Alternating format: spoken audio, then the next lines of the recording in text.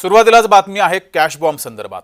दानवेंच्या cash bomb नंतर आणखी एक व्हिडिओ हा समोर आलेला आहे। महेंद्र दळवीनंतर भरत गोगावले यांच्या संदर्भातील व्हिडिओ समोर आलाय।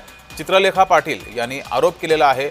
शेकापच्या नेत्या चित्रलेखा पाटील यांनी पत्रकार परिषदेमध्ये हा व्हिडिओ दाखवत कॅश बॉम्ब टाकलाय। तर पाटलांच्या आरोपांना गोगावले यांनी उत्तर दिलेलं आहे। बदनामीचं राजकारण सुरू आहे असा गोगावले यांनी पलटवार केला। भरत गोगावलेंचा कथित व्हिडिओ चित्रलेखा पाटलांकडून व्हायरल केला गेलाय। ईडी एसीबी करून चौकशी करा अशी मागणी चित्रलेखा पाटील यांनी केली आहे। आज तुम्हाला अजून एक खळबळजनक पुरावा मी दाखवते। हे बघा, भरत शेठ गोगावले, कॅश बॉम्ब नंबर 2।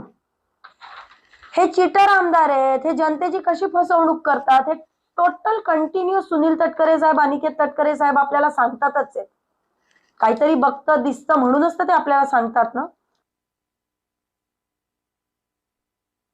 तिने दाखवलंय तिला कुठं मिळालं, कुठनं तिने काढलं, एवढे पैसे दाखवत आहेत। 2 बॅगा मध्ये भिंत दाखवतात, माझा इकडं फोटो, वारे वा। तर तुम्ही पण ते व्यवस्थित चेक करा व्यवस्थित की वस्तुस्थिती परिस्थिती काय आहे ती। कुठल्याही चौकशीला आम्ही सामोरं जायला तयार आहोत।